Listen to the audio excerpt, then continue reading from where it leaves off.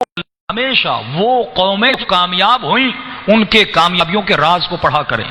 وہ قومیں جو ناکام ہوئیں، آج وہ جوان جو اپنی پڑھائی میں، اپنے کاروبار میں، اپنے جاب میں ناکام ہے، آج وہ بزرگ جس کی عمر بڑھ رہی، داڑھی سفید ہو گئی، 40-45 سال تک پہنچ گیا، لیکن آج تک اسے کوئی روحانی لذت نہیں ملی، وہ خود سے سوال کرے کہ میرے ناکامیوں کی وجوہات کیا ہیں.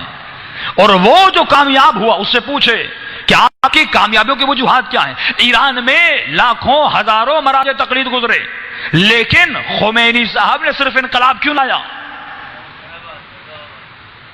یقیناً ان کا کامیابی کا راز ہوگا.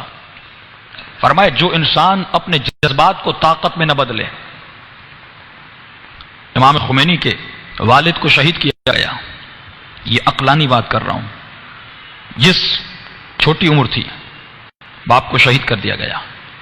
بچپنے میں جس کے باپ کو شہید کیا جائے یا وقت کے حاکم اسے مار دیں تو فرمائیے جذبہ بدلے کا کتنا زیادہ ہوگا.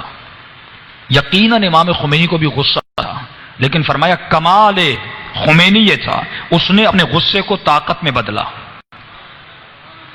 ہمیں اپنا غصہ طاقت میں بدلنا نہیں آتا کہ ہم کریں، ہم ضائع کر دیتے ہیں. یہ جو امام حسین کے غم میں روتے ہیں، ایک مرتبہ دل بھر آتا ہے، بعض مومن کا دل کرتا ہے پھٹ جائے، لیکن غم حسین کو طاقت میں بدلو، مجلس حسین کو طاقت میں بدلو، جلوس کو طاقت میں بدلو، عزاداری کو ہم ضائع کر دیتے ہیں. امام خمینی چاہتے دوسرے لوگوں کی طرح چھوٹا چھوٹا موٹا بدلہ لیتے، لیکن نہیں.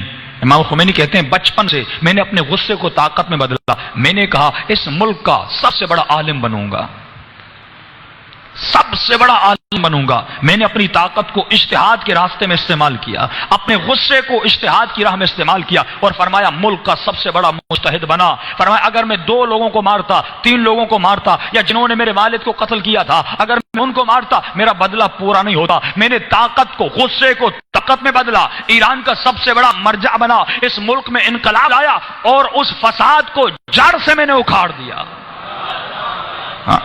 کہ آج کے بعد کوئی دوسرا بچہ یتیم نہ ہو، آج کے بعد کسی اور بچے کو نہ مارا جائے، آج کے بعد کسی اور عالم کو نہ مارا جائے. آج دیکھیے ایران میں علماء کی عزت ہے، آج تخت حکومت پر علماء بیٹھے، کسی کی ضرورت نہیں کہ عالم کو کچھ کہے. غصہ نکال سکتے ہیں لیکن ان کا مقابلہ نہیں کر سکتے. جو قومیں یہ جانیں کہ ہم اپنے جذبات کو طاقت میں کیسے بدلنا ہے. ہم عاشورہ کے جلوسوں کو ضائع کرتے ہیں، ہم اربعین کے جلوسوں کو ضائع کرتے ہیں. اتنا ہجوم ہر روز جمع نہیں ہوتا، صدیوں میں ایک مرتبہ جمع ہوتا ہے، لیکن کوئی نہیں اس قوم کو بتانے والا. لیکن ایران میں دیکھیے وہاں پر کوئی بھی مظاہرہ، پاکستان میں بھی 14 اگست ہوتی ہے، کیسے مناتی ہے قوم؟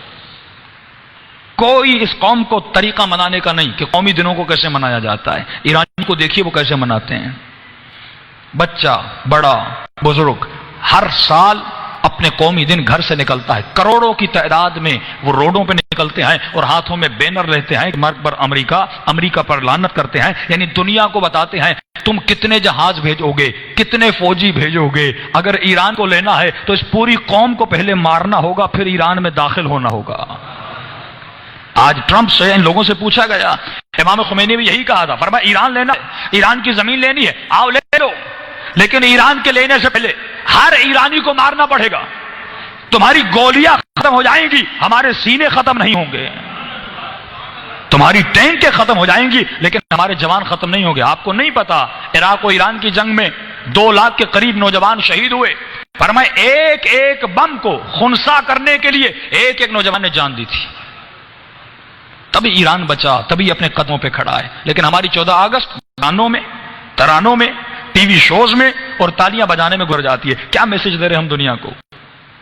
فرمایا طاقت میں بدلو، عاشورہ کو طاقت میں بدلو، اربعین کو طاقت میں بدلو. یہ مجمع، یہ جلوس، یہ ہر روز نہیں نکلا کرتے. علماء سے پوچھا گیا مقصد جلوس کیا ہے؟ کہ پہلے تو کہتے تھے دنیا کی طرف ہم عزاداری کا مقصد پہنچانا چاہتے ہیں، گلی کوچوں میں لوگوں کو پتہ نہیں کہ حسین بن علی کو شہید کیا گیا، لہذا ہم جلوس میں نکلتے ہیں تاکہ لوگ پوچھیں بھائی کیوں نکلے ہو، ہم جواب دیں امام حسین کو شہید کیا. بھائی آج تو ہر میڈیا بتا رہا ہے، آج تو وہ بھی یہی کہتے ہیں گھروں میں مجلس مناؤ، لیکن جلوس منانے کا مقصد ایک تھا. اس کا ایک میڈیا کا پہلو تھا کہ ہم اپنی طاقت کا مظاہرہ روڈ پر لے آئیں کہ پورے پاکستان میں شیعہ کتنے ہیں. جب یہ تمام تر شیعہ پاکستان کے روڈوں اور سڑکوں پر آتے ہیں، لگتا ہے ایسے ہے کہ پاکستان کا بچہ بچہ شیعہ ہے. पूरी दुनिया में कहीं ऐसा इज्तिमा नहीं। और ईरान ने साइकोलॉजिकली सोशली अपनी कौम को आदत बदला कि जब भी छोटा वाकया होता है, हर नमाज जुमा के बाद कोई ना कोई मुजाहिरा होता है ताकि लोगों को घर से निकलने की आदत हो।